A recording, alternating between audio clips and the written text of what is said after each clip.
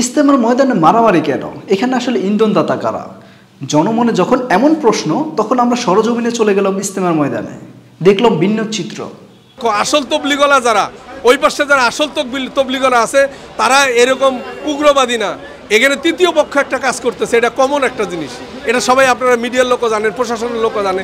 তৃতীয় পক্ষ কাজ করতেছে, যারা তবলিগে সময়ই লাগায় নাই, তারা তবলিগের সময়ই লাগায় নাই, 3 দিনও লাগায় নাই, এরকম কিছু সাথী তারা এই ফাতনাটা চালাইতেছে। এখন আপনারা সবাই জানেন তৃতীয় ব্যক্তি আসলে কারা, কারা ইজতেমার ময়দানে মূল বিশৃঙ্খলার সৃষ্টিকারী। কিছু কিছু ক্ষেত্রে আমরা দেখলাম জোবাইর গ্রুপ দোষারোপ করছে সাদ গ্রুপকে, আর সাদ গ্রুপ দোষারোপ করছে জোবাইর গ্রুপকে। মৌলানা সাদপন্থীর যে আমাদের লোক ছিল পাহারা জামাতে, এই জোবাইরপন্থীর লোকরা হামলা করে আমাদের 3 জন লোক নিহত করছে, আর অনেক লোক আর কি মেডিকেলে আহত হয়েছে। জোবাইরপন্থী এটা একটা করতে চাই, তবলিগ থেকে বের হয়ে গেছে। বের হওয়ার পরে এরা বিভিন্ন মানে সমস্ত যত রাজনৈতিক দল আছে সব একখানে হয়ে গেছে, একদম মানে জগা খিচুড়ি হয়ে গেছে। এখন না ধরতে পারতেছে না ছাড়তে পারতেছে। একজন ওস্তাদ আলাদা আরেকটা মাদ্রাসা তৈরি করলো। এখন আপনারাই বলেন মূল মাদ্রাসা কোনটা? যে জুবাইরপন্থী, সাদপন্থী। আমরা তো সাদপন্থী বলি না, আমরা বলি নিজামুদ্দিনের অনুসারী। এই পর্যন্ত আমাদের প্রায় 10 জন সাথীকে তারা নিহত করছে, হাজার হাজার সাথী আহত করছে।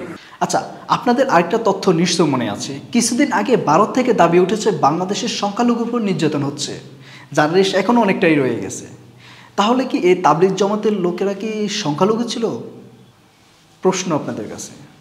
চলুন, বাংলাদেশের হিন্দু, যাকে ভারতের মিডিয়াগুলো সংখ্যালঘু বলে, আমরা কিন্তু সংখ্যালঘু বলবো না, একজন দিদির কাছ থেকে শুনে আসি তিনি কি বলেন। ভারতে বিভিন্ন মিডিয়াতে বলা হচ্ছে যে বাংলাদেশের সংখ্যালঘুরা নির্যাতিত হচ্ছে। আপনাদের পরিবারের মধ্যে বা গোষ্ঠীর মধ্যে কাউকে কি নির্যাতিত হতে শুনছেন কিনা? না। দিদি কিন্তু এক কথায় উত্তর দিল না, চলে আসতে হয় সেই তৃতীয় পক্ষ ইস্যুতে। এখানে কি আপনারা কোনো মিল খুঁজে পাচ্ছেন?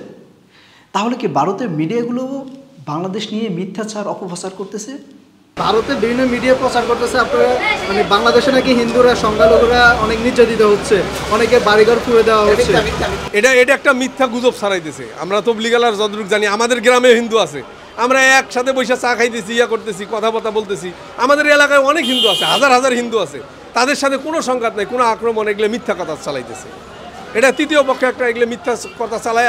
এটা অনেক সময় দেখা যায় যে সাতপন্থীরা করতেছে, এরকমও বলতেছে। এখন আমরা দাবি করতে পারি বাংলাদেশে যদি কোনো হিন্দুর উপর আক্রমণ হয়ে থাকে, আমি 100% গ্যারান্টি দিচ্ছি হয়নি। যদি হয়ে থাকে তাহলে তার তৃতীয় পক্ষ ঘটেছে। এই বাংলাদেশ এমন একটা দেশ যেখানে হিন্দু মুসলিম কোনো বিবাদ নেই, এখানে আমরা কাঁধে কাঁধ মিলিয়ে বসবাস করি। তাই ভারতের মিডিয়াগুলোকে বলবো বাংলাদেশ নিয়ে কোনো ধরনের ভুল তথ্য অপপ্রচার করবেন না।